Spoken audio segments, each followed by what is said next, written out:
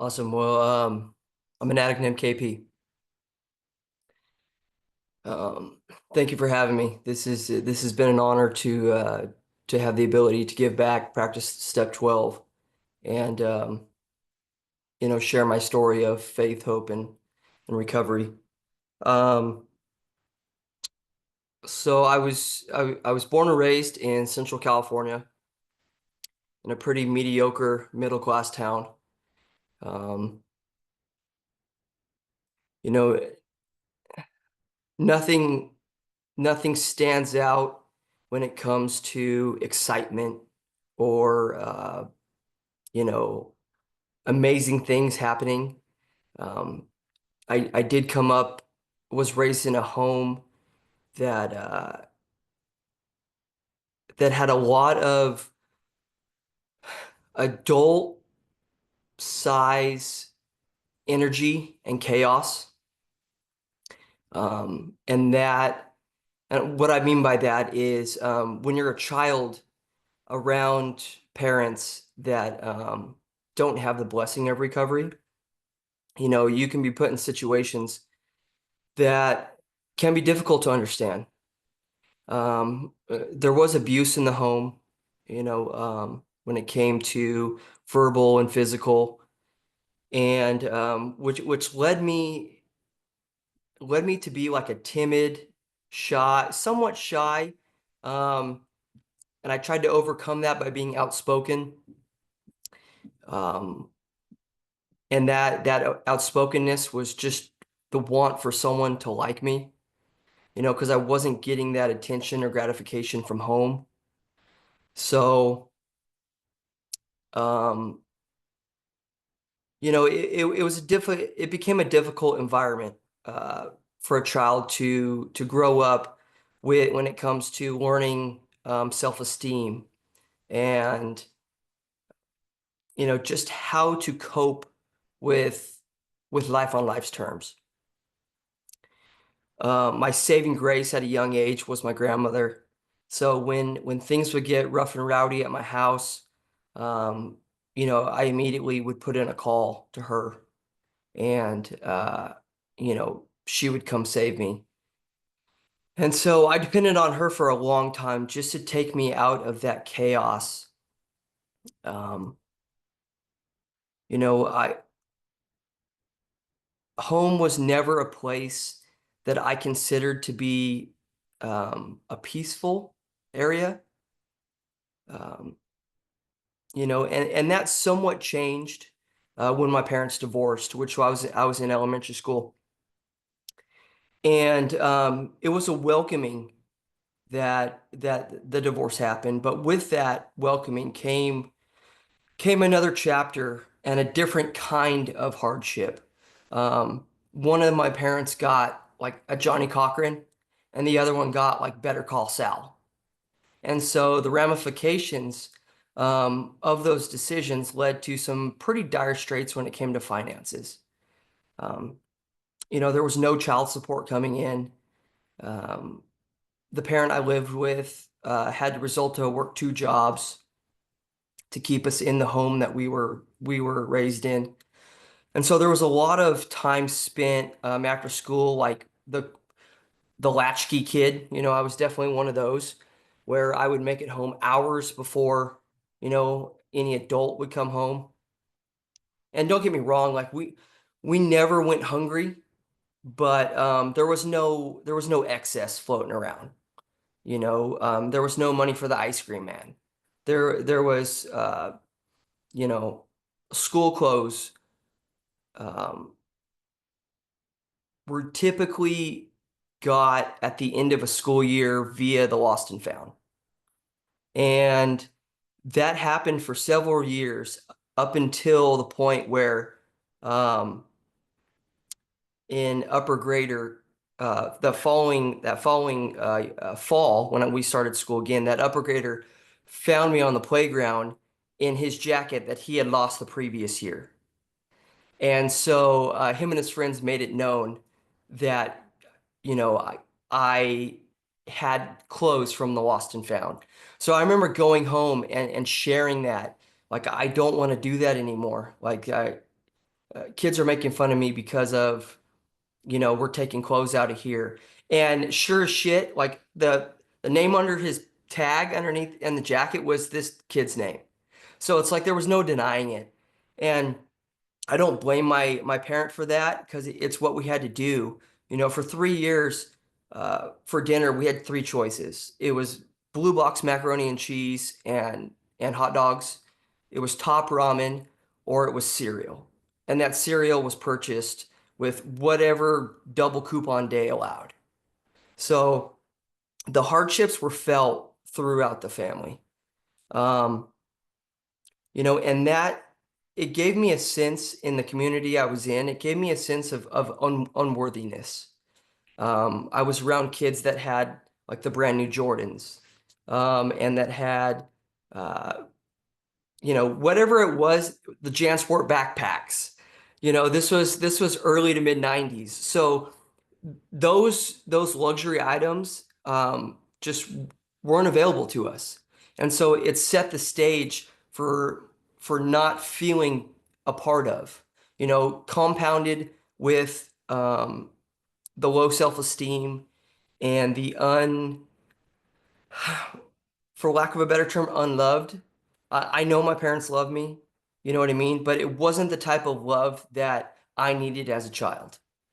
So, moving forward, all through school, like there was this sense of wanting to belong, right? And I'm dyslexic, and so when it came to schooling, was very hard for me, and so I began to cheat, and I wasn't cheating to get straight A's. I was cheating just to get by, because I had to. It taught me to find a way through the problem.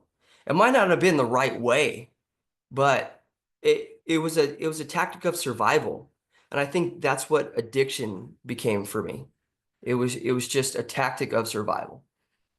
And so, um, I remember, I really didn't start, partied a little bit in high school, your typical stuff. When I say typical, I mean like some drinking, some smoking weed, nothing crazy.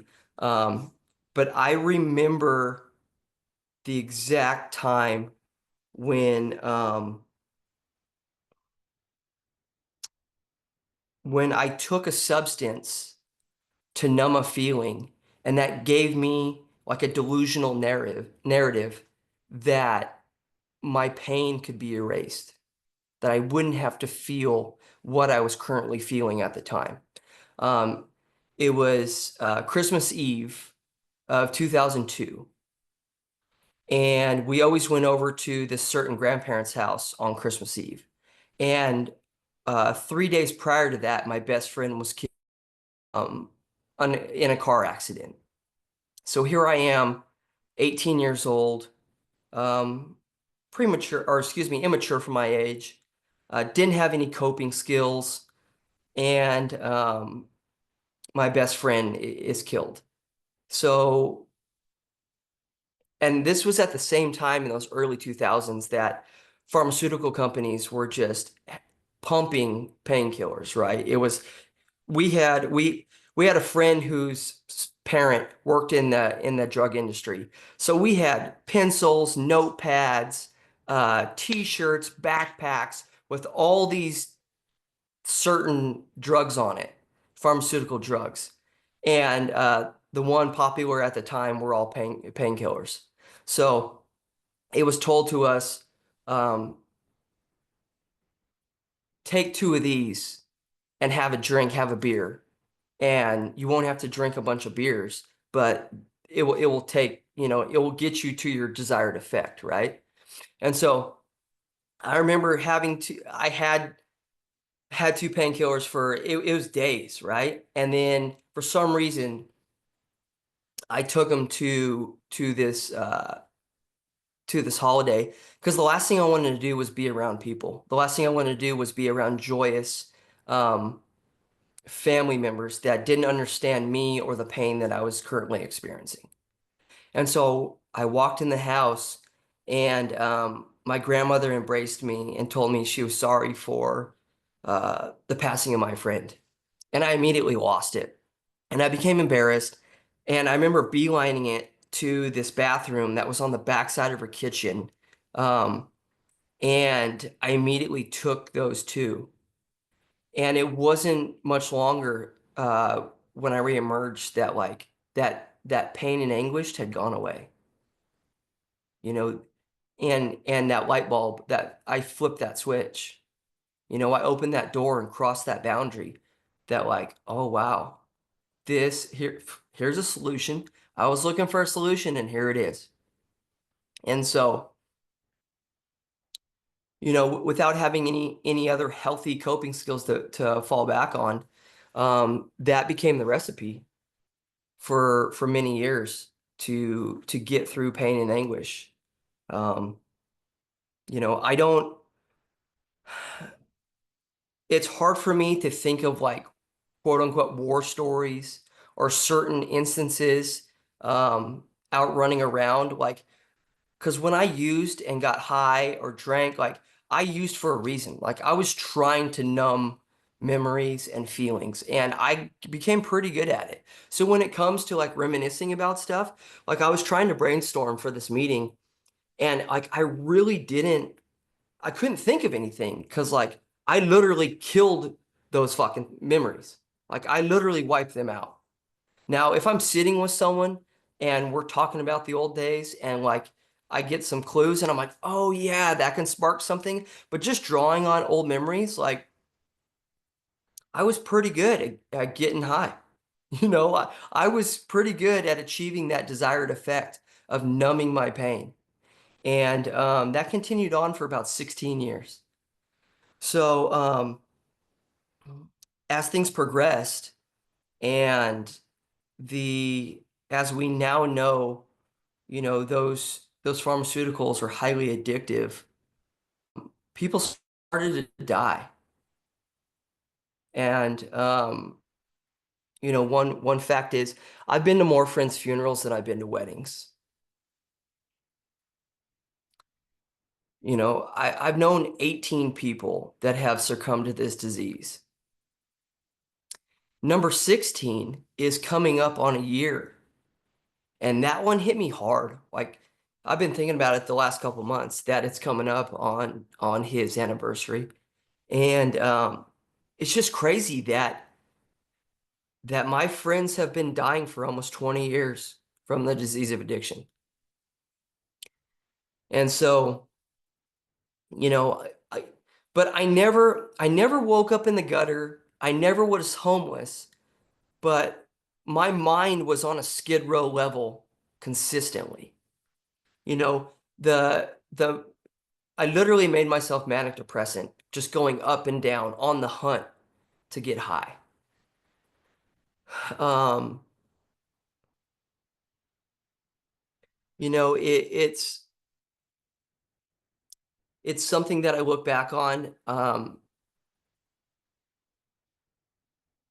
that I still don't understand. I mean, I get it, but I don't understand it, if that makes sense. Like, I get the reason why I used, but I don't understand when divine intervention was happening, when when my higher power was putting things in my way.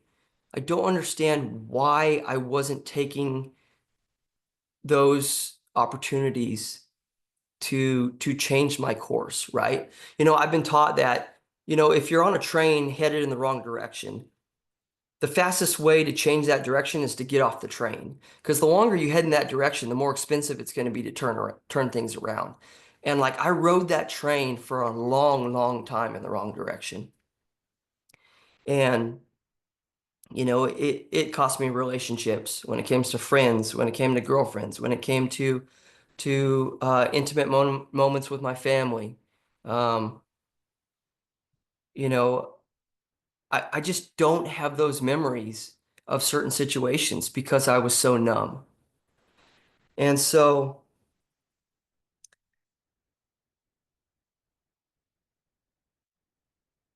what it came down to, what I see now is I view it as like I was disrespecting myself. I was disrespecting my family or my loved ones, and I was disrespecting my higher power because I was choosing to take the route that numbed the feelings instead of learning the lesson that life or my higher power wanted me to learn.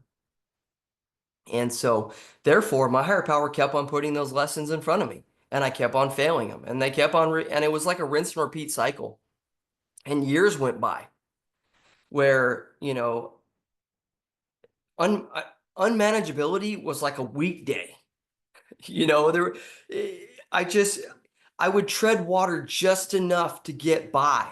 And that's all I was doing was getting by. Like I became very good at being in survival mode. There was no goals being set or achieved. There was no, there was no big chapters in my life that are turning.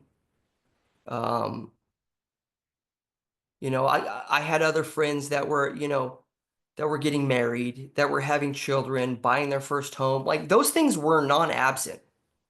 That wasn't even a realm of possibility because I was worried about first and foremost having enough stuff in the stash to stay loaded. Secondly, if there was any money left over, I would try and pay some bills just so I didn't end up homeless, which at that time, I had friends that had gone that route and were homeless. And that gave me a cosign, right? I was able to cosign myself because as long as I'm not as bad as him, I'm okay. Like, like I'm not doing street drugs. I'm doing designer drugs. My drugs come with a label. And in fact, it's the same dope. Just mine was more expensive. Like it gave you the same desired effect. So my delusional thinking of that I'm better than them or I'm not as bad as them was just my own disease speaking loudly. When in fact, you know, I was this close away from being like them. So I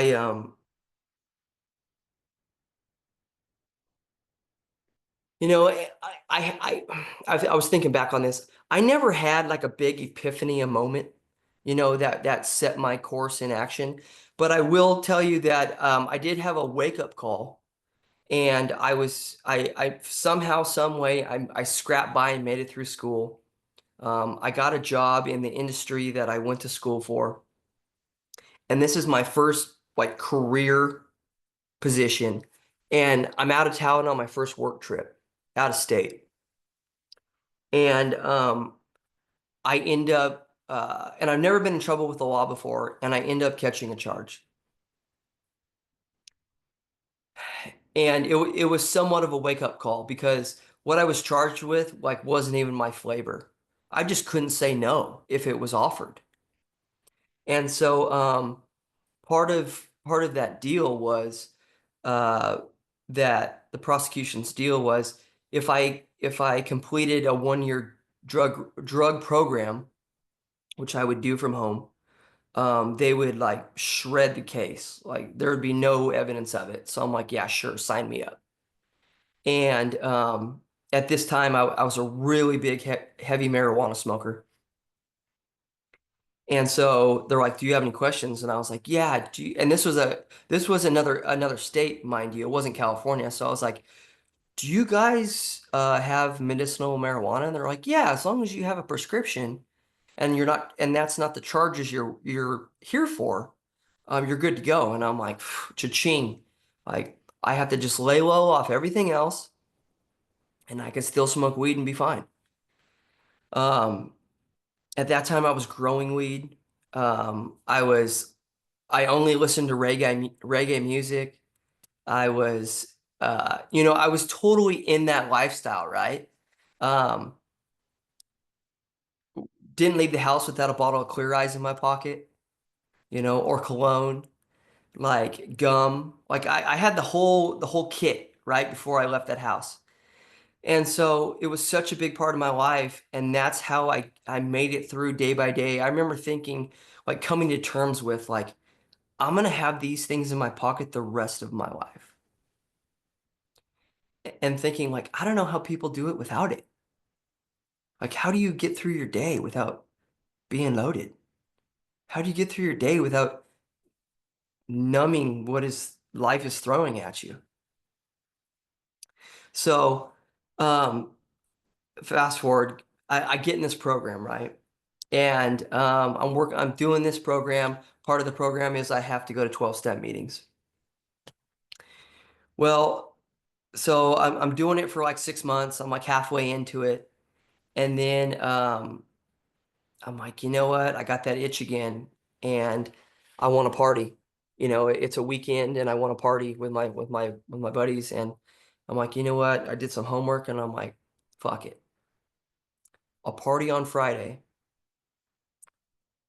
I'll try and work it off, like exercise it out through the weekend. So then if my card gets pulled on Monday, I can give a clean test.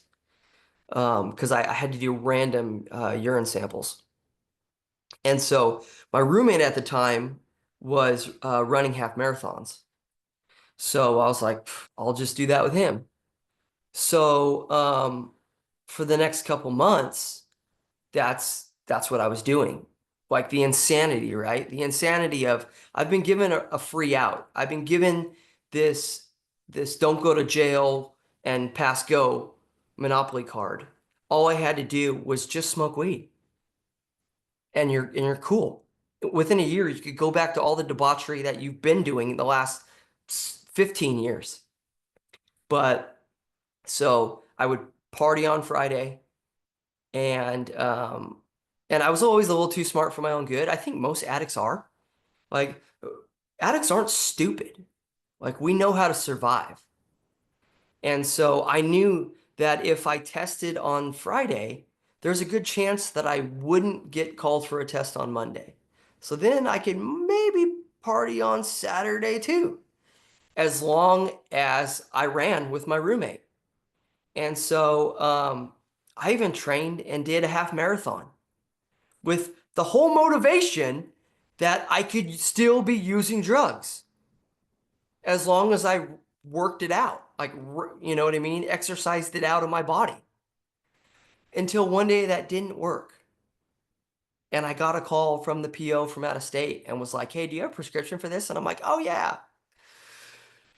And I had this old prescription bottle from like when I had like my wisdom teeth out. And like I sent them a picture of it and they're like, no, no, we need to see the date.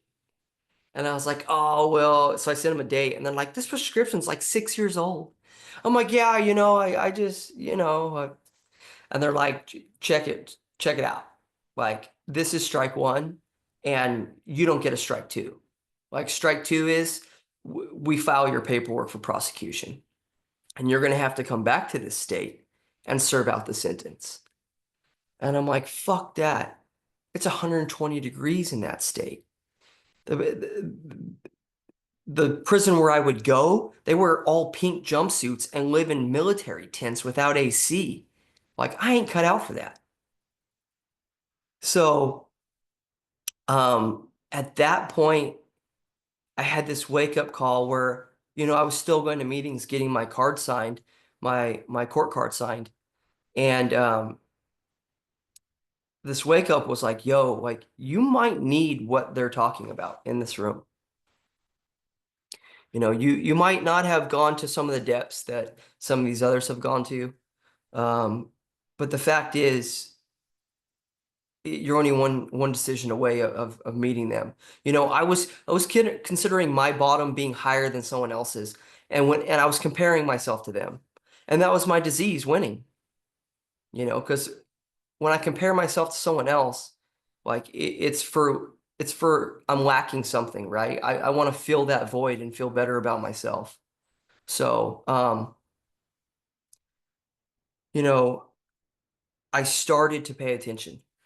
And it didn't come easy. It didn't come quick. Like I've had more clean dates than you can count. Um, but little by little the seed was planted, right? I go to these meetings and I start to meet people. I started to do activities outside of the meetings with them. And I was like, you know what? They and more than anything, like I gained acceptance from others. Something that I had been looking for when I was a child. I was finally getting in this community of recovery. So then um and I wasn't practicing a program. I was just enjoying the fellowship of recovery. So then, Pink Cloud popped and, life on life's terms happens and I mess up and I come back and I'm shameful. I got my tail between my legs and I have yet another clean date. And, it was like the revolving door, just not as fast. And so, I just slowly but surely gave in to the program and told the poison up here in my head that, you know, shut up. Like, let me take this suggestion from this other guy that seems to have it together more than I do. The attraction was, I felt the attraction over promotion. And so I wondered what this guy had. And so I started to take suggestions and I started to open the literature of recovery. And I'll be damned, reading the first 22 of the basic text, it literally outlined me to a T. Like it could have had my picture on the 23rd page, and I was like, oh my goodness, like this isn't rocket science, dude. Like it's right here in black and white. My ego had told me that I'm this individual that is totally different from everyone else and that I can figure this out my way. Well, it's like my way led me to this room. You know what I mean? My way led me to countless times in the fetal position in the bottom of the shower, praying that the hot water didn't run out. And then when it did run out, army crawling to the bed to try and wrap myself in blankets to stop from shivering. That's what my own ego and poison in my head led to. And so, you know, all of these things have given me value because by gaining understanding, it doesn't matter how painful the truth is, like the value in that understanding allows me to move on to the next test, right? That my higher power has given me. So I got into step work. I started working them. And I slowly but surely started things started to change. Not right away. It took a long time. I had been in and out of the rooms for roughly 10 years now. And this past July, I celebrated 4 years. Um, and it's, what's funny is I gave certain things up along the way. Like I gave up alcohol. It will be this new, and I don't celebrate it by any means, but just for frame of reference, like I gave up alcohol. It will be this New Year's Eve, but yet I only have 4 years of complete abstinence. Like that's the type of insanity I was practicing. Like I'll just give this one up and I'll stay with this one, or I'll flip-flop this, because the fact is like my disease, I can't use anything in moderation. It doesn't matter what flavor it comes in. And so by following these steps and actually applying them to my life, like slowly but surely, the ball started rolling. And I came to step 4. And I heard a lot about step four. It's a lot of fear. People told me a lot of fear in step four. And it was a tough one to get through. There were times that, I had to set the notebook down and give it a day, because there was some pain that I was reliving that I hadn't relived in a long time. But the fact is, once I worked that step four with my sponsor, it was it was green light. Like the clouds. Moses had parted the Red Sea for me with step four. Because once I was able to understand why I was repeating those same behaviors, the knowledge it gave me and the insight was literally like a light switch again. Like I had crossed through a new threshold. I opened a new door into enlightenment. I was finally being provided with the answers that I was yearning for, that I was seeking in numbing things out. The answers to my pain were being provided for me. And that's why by far step four will always be my favorite. So after that, it just began to or progressively grow. And it took a lot of sacrifice. It's not easy. I will say that the hardest thing I've ever done was to get clean.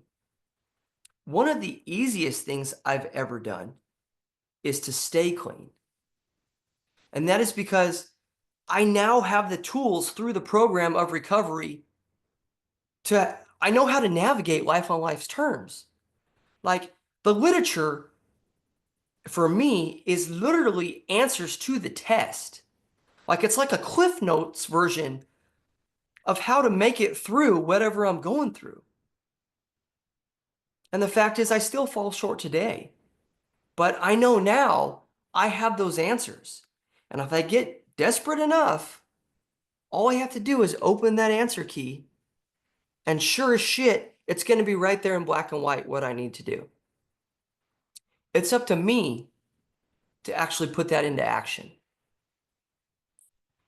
You know, I've experienced a lot. I've got to experience a lot of things in recovery in this short amount of time that have really solidified myself and faith in this program. That grandmother that I depended on when I was young, um, I was able to be present with her on her last day. When everyone else went home, I stayed. And so I was able to return that love that she had been given to me. And if I was loaded or wasn't in recovery, I wouldn't even been present. I probably wouldn't even have answered the phone call when when it went out that she had passed. But the fact is, I got to be of service to her. I got to be of service to my family. And more importantly, in a selfish reason, I got to find peace and closure with myself. That is something that no drugs or alcohol has ever provided for me. The quote that was on the flyer that recovery has given me everything drugs and alcohol promise to. I heard that from Brandon Novak on a podcast. And I absolutely love that because I was always searching for the answers, whether it be in a pill bottle or in a bong or in a shot glass. Like it doesn't matter. Like I was always trying to search for an answer. And I'm finally provided with the right ones. You know,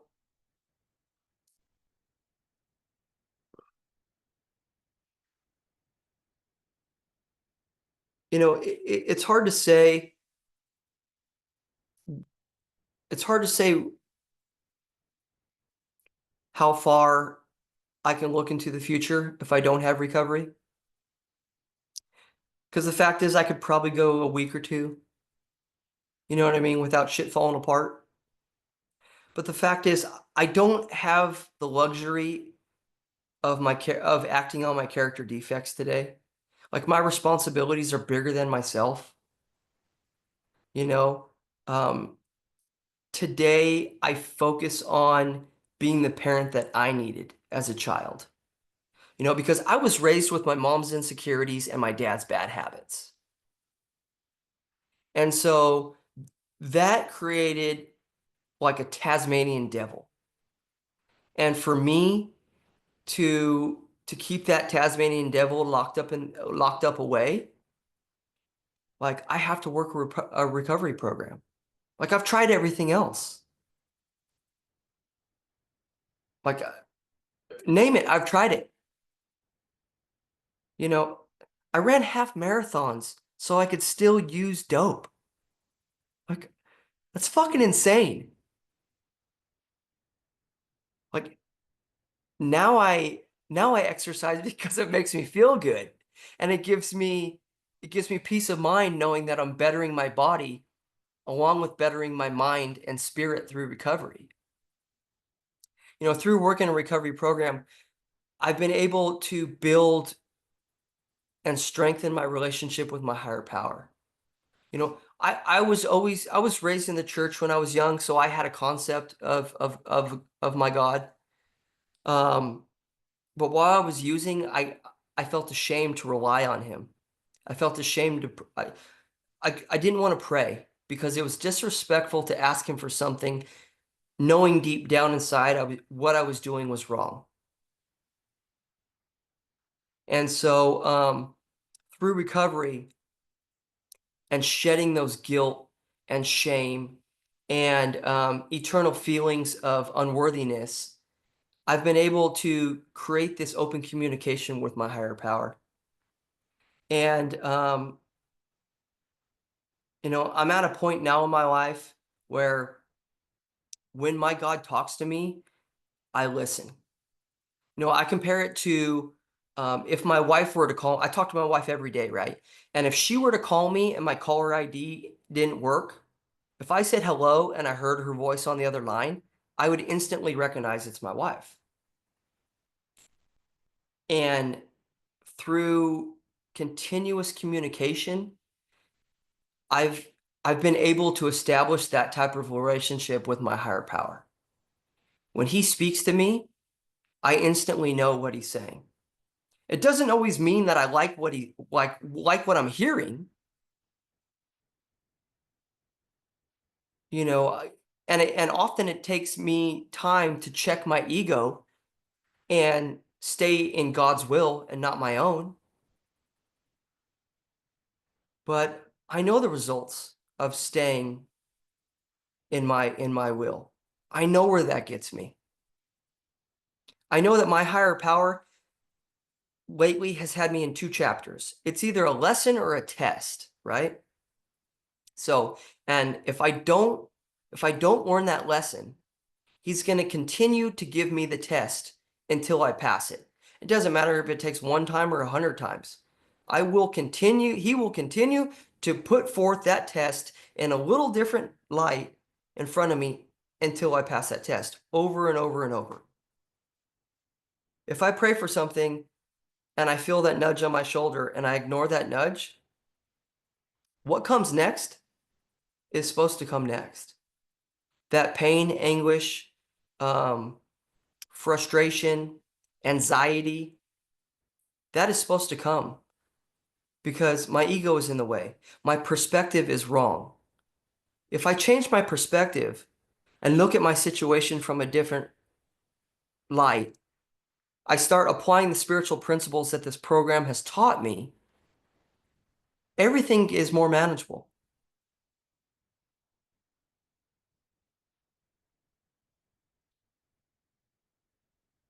You know, I can't say enough about the program of recovery. I can't say enough about how grateful I am for the people that I've met and the love that I've been able to feel. Because, I was once told that recovery, or excuse me, that addiction is the opposite of connection. And that's all I wanted. I wanted to connect with someone. And recovery equals connection. You know, in these last, oh, it's been a couple months now, but I was given a job opportunity to move my family out of the state of California, and something I never thought would be possible, something I never sought out to do, but someone saw fit to offer me a position that they thought I was worthy to, that I didn't even think I was worthy myself. But this opportunity arose, and it gave me an opportunity, or it gave me a lesson in my higher power again, to trust him. And if it's supposed to happen, things will work out. You know, I like to say the 90-10 rule. If I put in 90% of the work, my higher power will take care of the 10%. And that alleviates my worries. Like if my mind gets bogged down, oh, I got to give 110% and I got to do this, whoop de whoop de whoop. No, just do 90%, bro. Your higher power will take care of the 10 if he sees fit. And so I did my diligence. I did some research, and there were certain things in the way that had to happen in order for this lifestyle change to occur. And by God, they did. The dominoes fell one at a time. And it was divine intervention. And it proved to me again that my higher power is with me at all times. If I'm doing what I'm supposed to be doing, what happens is supposed to happen. And the things that were able to occur for me to be able to take my family to a better situation is a godsend. You know, I never thought in a million years I'd have the opportunity to raise my kids in Hawaii. And don't get me wrong, yeah, we're in Hawaii, but we're not at the fucking beach every day. You know, life on life's terms still happens in Hawaii, right? You can be in Disneyland and drop your snow cone on your shoes. Like, you know what I mean? Like, so, but as long as I stay within that mindset of gratitude and I practice the spiritual principles that this program has taught me, I'll be okay. And I'll get to enjoy Hawaii for Hawaii.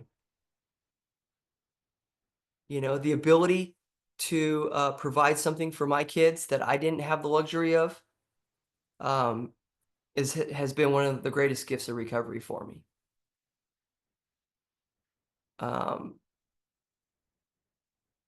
you know, and it doesn't come easy. It comes with hard work. You know, I may be in Hawaii, but I'm logging 10 and 12-hour days right now. You know, I'm paying my dues to get a foundation set so that moving forward, you know, my family is better off. And it's like, if I want a better view, like I got to do the climb, right? And the climb takes a long time. The climb is tiring. My muscles are fatigued. My mind is fatigued, you know. But once I get to that top of that peak and I see that better view, it's all worth it. You know, and I know today that, you know, when I'm doing that climb, my higher power has dropped down that ladder, right? And like he knows where to put how far to space out those rungs. He knows that if I want it bad enough, I'll reach that next level. This ain't a little step ladder in my life. Like it, and I just have to trust that if I'm going to continue to climb this ladder, that my higher power has a plan for me. And that is something today that it gives me a peace of mind that I've never had before. You know, because, you know, today I try and live in 10, 11, and 12. You know, 10, I, you know, I take an inventory. When I'm wrong, I promptly admit it, you know, and I write and I get in, put pen to pad and see why I was wrong, where I was wrong, how I can prevent that. You know, the more I practice 10, the less I have to depend on 11. 11, step 11, you know, sought through prayer and meditation, you know, to gain a conscious contact with a higher power as I see fit. You know, and I have to concentrate on prayer and meditation. And is the most important word for me, because I'll hit my knees and put my hands together. That comes easy for me because I know that I will gain more knowledge on my hands with my hands together than I will standing up with my hands apart. It's the meditation part that gets me, because I feel like my mind tells me like sitting on your hands is delaying the solution. And if I'm delaying the solution, I'm perpetuating the problem. But the fact is, like, my higher power waits while I work. And while I'm waiting, he's working. So if I want this boulder moved and I'm asking him to move this boulder for me, and I'm sitting there giving all my might and getting a shovel and a backhoe and I'm throwing my muscles out trying to move this boulder, he's just simply waiting for me to get fatigued. And then when I get fatigued, he moves the pebbles out of the way that's holding this big boulder, and the boulder moves.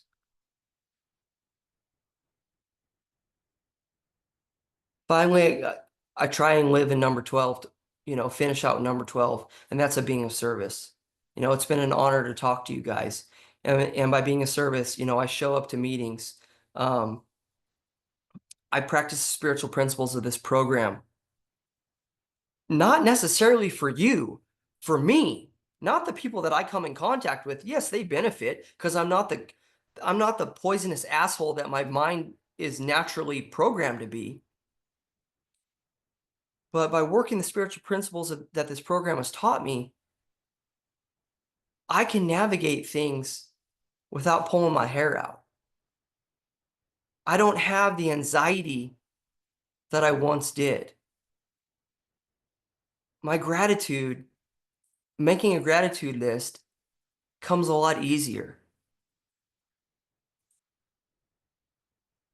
You know, I've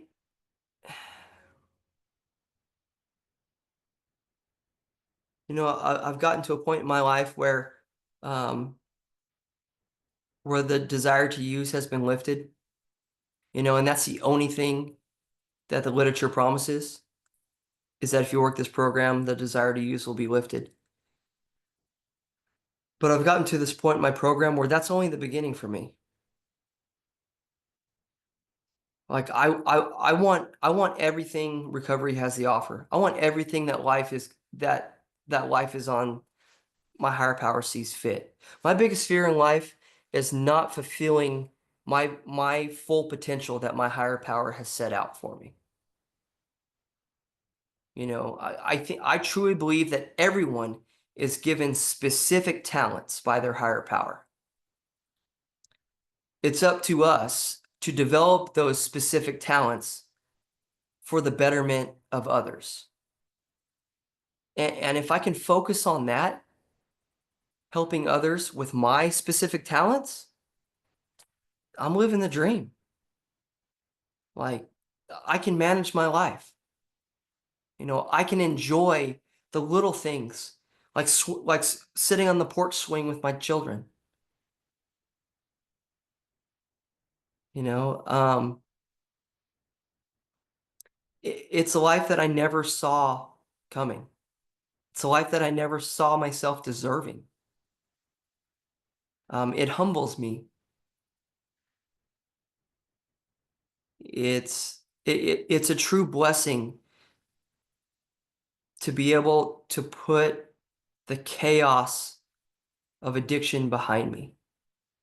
Uh, And let me specify the chaos of active addiction behind me, because my addiction is still rampant, does somersaults all fucking day in my head. But the ability not to act on those things, you know, I'm so thankful I've gained to a point in my recovery where I don't have to stay in survival mode. I don't have to endure the chaos that others or myself subject me to. You know, it's like I've got chaos blocked or on mute for the day. You know, it doesn't mean tomorrow when I wake up that it's going to be still on mute, because I'll go to bed with brilliant ideas and I'll wake up a fucking terrorist. You know, I'll wake up having all kinds of crazy stuff going on.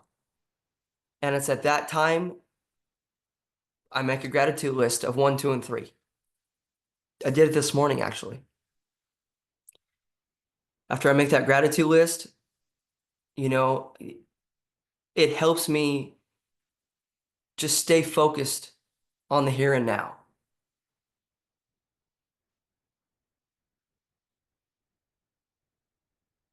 You know, I've been able so far to do some amazing things in my life, and it's only possible through recovery. Because the fact is, if I didn't have recovery, I'd probably be number 19 on the list. You know, I've got 15 numbers in my phone that if I call right now, the voicemail goes to heaven.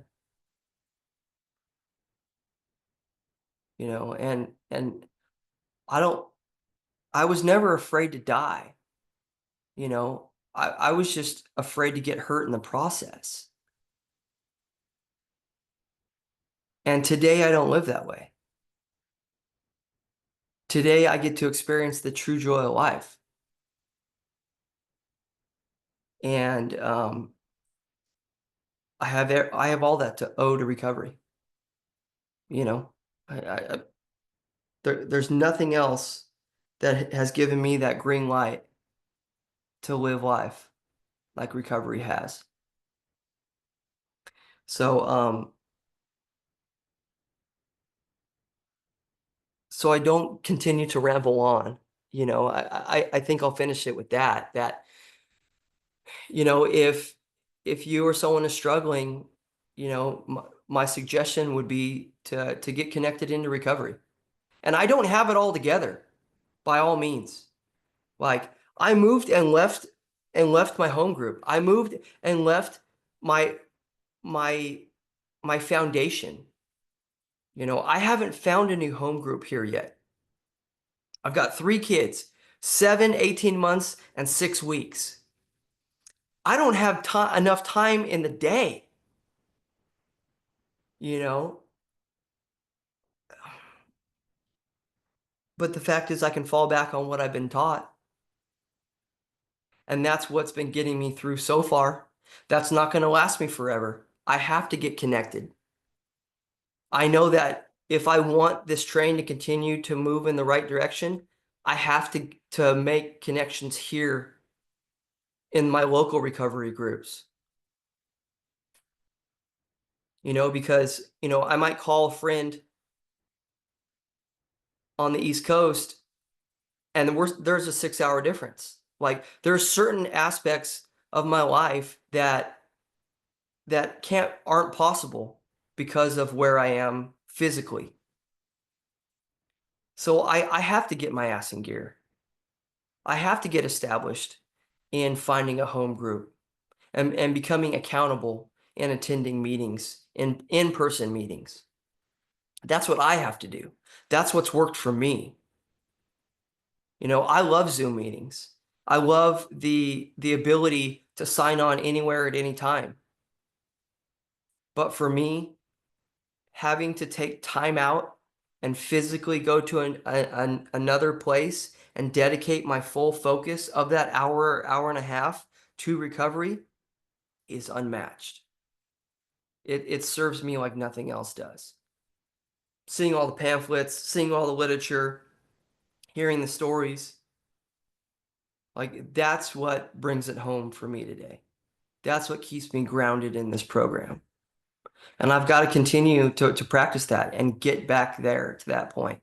And I am, you know, it's going to take some sacrifices. And I have to manage what sacrifices that are and mediate that to less sacrifice of the family and more sacrifice on my part. But I'll get there because I know what recovery has provided me. And so with that, I thank you for this opportunity to practice step 12. I thank you guys for showing up and being a part of my recovery today. Because if it wasn't for this program, I wouldn't be here. So thank you, Lauren, for hosting this. I love the Expos shirt. You know what I mean? I'm a Dodger fan, but the Expos had some sweet unis back in the day.